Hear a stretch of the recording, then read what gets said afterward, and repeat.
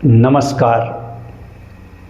69 निरपराधों की दर्दनाक मौत और 100 से अधिक लोगों को बुरी तरह से घायल कर देने वाले टाडा अदालत के अपराधी राशिद को दिल्ली के हाई कोर्ट के सिंगल बेंच ने रिहा कर दिया, यह कहते हुए कि अब उसका आचरण सुधर गया है।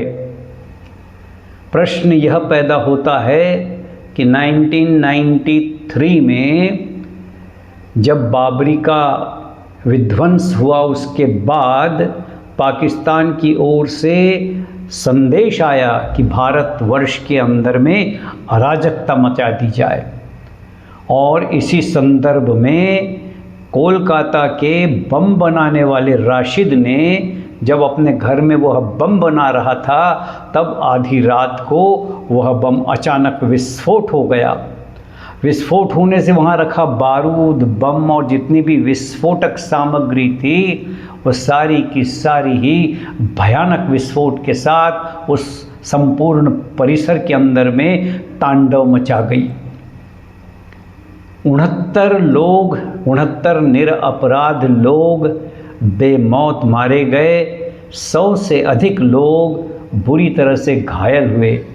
उन घायलों में ऐसे लोगों का भी समावेश है, किसी के पैर नहीं रहे, किसी का हाथ नहीं रहा, किसी का शरीर का कोई अंग नहीं रहा। इस बुरी तरह से वो घायल हुए, और तब टाडा की अदालत ने, सुप्रीम कोर्ट की 2 बेंच ने राशिद को आजीवन कारावास की सज़ा सुनाई।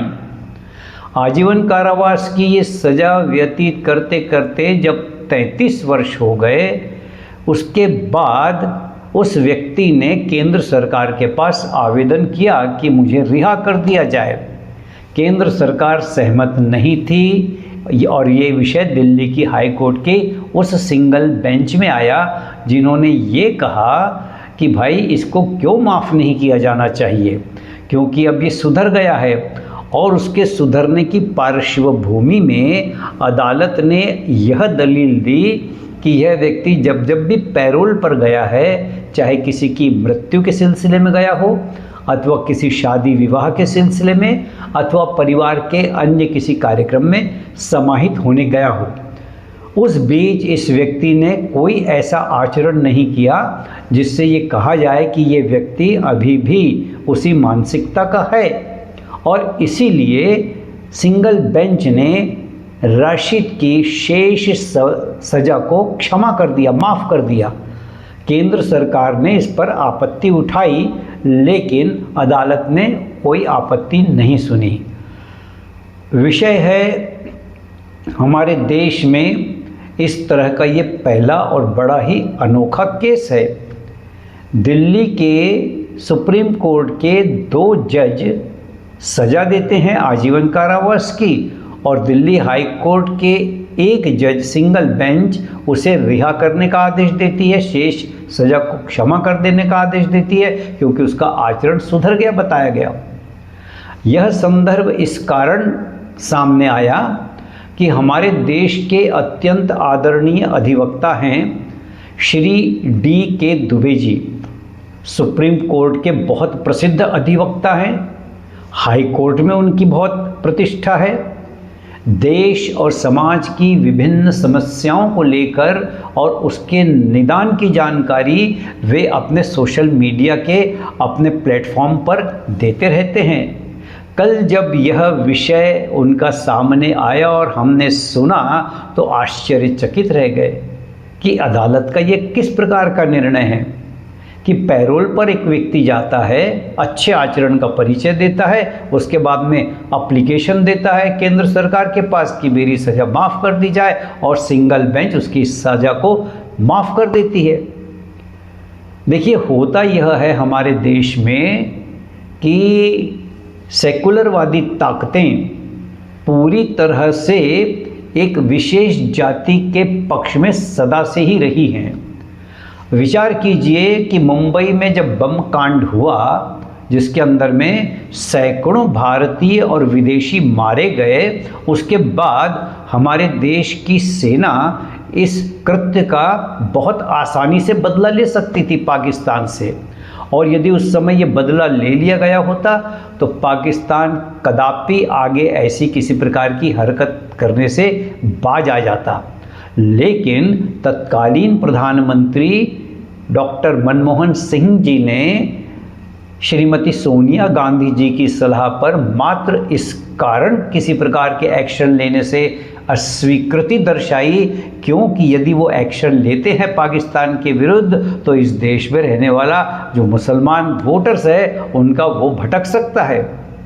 तो वोटों के कारण, वोट की राजनीति के कारण देश की अस्मिता से समझौता करने का सिलसिला हम लगातार देख रहे हैं। हम देख रहे हैं कि हमारे देश के राजनीतिक दल किस सीमा तक जाकर एक जाति विशेष का समर्थन करते हैं, किस सीमा तक जाकर। राष्ट्र के प्रति न उनमें कोई प्रेम झलकता है, न उनमें कोई आत्मीयता झलकती है, और ऐसी स्थिति के अंदर में हमारे देशवासियों को ये आदत पड़ गई है कि हमारे राजनीतिक दल किसी भी प्रकार से वोट की राजनीति के लिए, जातिवादी राजनीति के लिए एक जाति विशेष का खुलेआम समर्थन करते हैं। बात यहाँ तक तो ठीक थी कि हम देख रहे हैं कि राजनीतिक दल उनके आगे बिछे हुए हैं, हम देख रहे हैं कि हमारे देश के प्रधानमंत्री इतने भयानक मुंबई बम कांड का प्रतिशोध तक नहीं लेना चाहते, किंतु अब देखने में यह भी आ गया कि हमारे देश की दिल्ली के हाई कोर्ट की सिंगल बेंच ने इस दुर्दांत आतंकवादी की शेष सज़ा इसलिए माफ़ कर दी क्योंकि वह सुधर गया, ऐसा उनका आकलन था।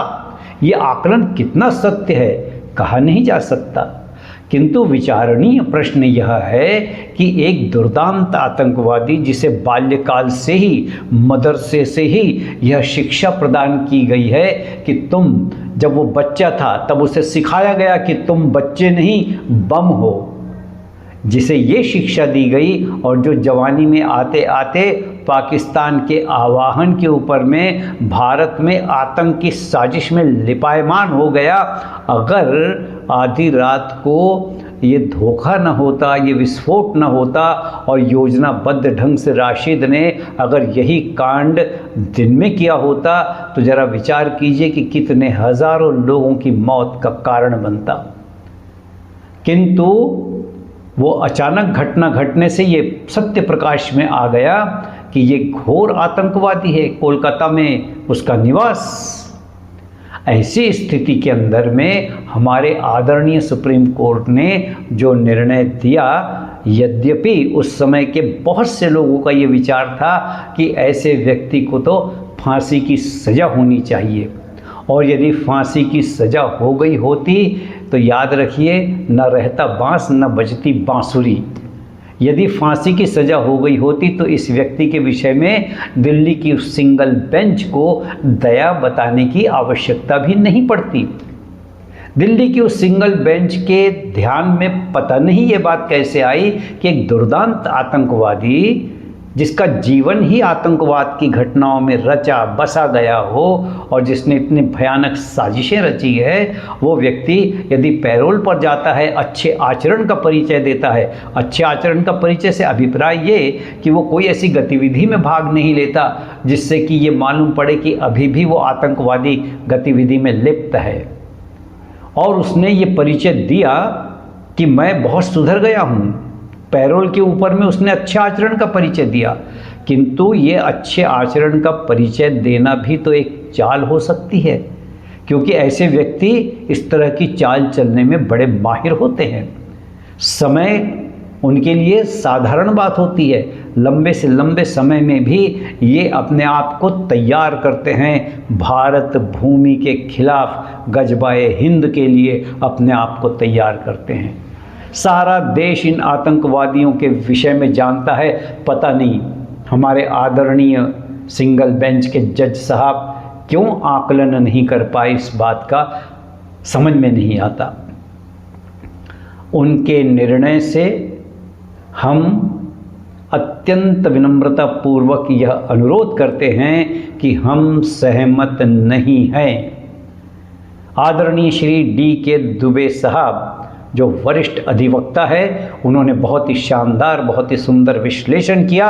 हम उनके साथ हैं इस विषय में, और हम अकेले ही नहीं, इस देश के लाखों करोड़ों लोग उनके साथ हैं, और इस देश के लाखों करोड़ों लोगों की ये मांग है। आज आप सारे भारतवर्ष में घूम आइए, इस घटना को जिस किसी के भी सामने आप वर्णन करेंगे, वो यही कहेगा कि इससे आश्चर्यजनक घटना उनके जीवन में दूसरी नहीं है। उन्होंने भारत के अंदर में अनेक आतंकवादी गतिविधियां देखी, उनको क्षमा करने वाली कांग्रेस की सरकार को देखा, उनको सहन करने वाले कांग्रेस के नेताओं को देखा, किंतु हमारे देश की अदालतें अब इस सीमा तक भी आ गई हैं, इसकी कल्पना हमें नहीं थी।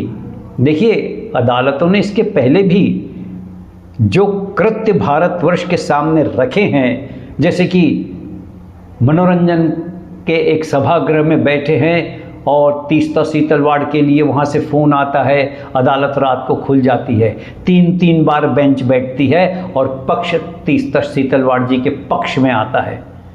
उसके बाद आधी रात को दुर्दांत आतंकवादियों के लिए सुप्रीम कोर्ट के दरवाजे खुल जाते हैं। ये सारी चीज़ें हम देखते रहे, किंतु कब तक इन स्थितियों को सहन किया जाएगा, ये बड़ा विचारणीय प्रश्न है। इसीलिए आज हम विनम्रता पूर्वक उस निर्णय के प्रति पूरी तरह से असहमत हैं और निवेदन करते हैं कि जज ने, सिंगल बेंच ने अपने इस निर्णय पर पुनर्विचार करना चाहिए। और यदि पुनर्विचार नहीं करती है ये बेंच, तो केंद्र सरकार से हमारी विनम्र प्रार्थना है कि वे इस बात को लेकर सुप्रीम कोर्ट में जाएं और उसकी क्षमा की हुई सज़ा को रद्द करवाएं। उसका तो सारा जीवन जेल में बीतना चाहिए, जिसने 65 निरपराध लोगों को मार डाला, 100 से अधिक लोगों को ऐसा अपंग और अपाहिज बना दिया जो अपने परिवार के लिए सहारा बन सकते थे, आज वो परिवार में बोझ बन गए हैं। वो 64 नहीं, क्षमा करें, वो 69 लोग जो मर गए, सो रहे थे, पता भी नहीं चला और वो मर गए। अपने परिवार के वो सहारा थे या आने वाले समय में सहारा बन सकते थे, और समय में ही उनको मिटा दिया गया, उनको मार डाला गया। ऐसे दुर्दांत आतंकवादी के लिए दया का ये भाव यदि किसी सिंगल बेंच के जज के अंदर पैदा हो रहा है, तो ये बड़ी अनुचित बात है। कहा जाता है न्याय ऐसा होना चाहिए कि लगे हाँ ये न्याय हुआ है। सिंगल बेंच का ये कर्तव्य था कि इस विषय में वह उस न्याय प्रक्रिया का, न्याय प्रणाली का परिचय देती, जिससे आम जन को लगता कि हाँ ये न्याय हुआ है, किंतु आज ऐसा लगता नहीं है। मित्रों, आप देख रहे हैं द फोर्थ चैनल। समाज और धर्म का प्रतिनिधित्व हम करते हैं। मैं उमाशंकर अग्रवाल बहुत प्रेम से आपका स्वागत करता हूँ।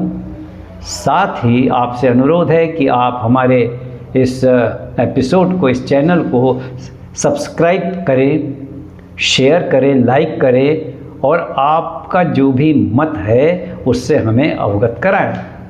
पुनश्च हम किसी और विषय को लेकर आपके समक्ष उपस्थित होंगे। तब तक के लिए हमें अनुमति दें।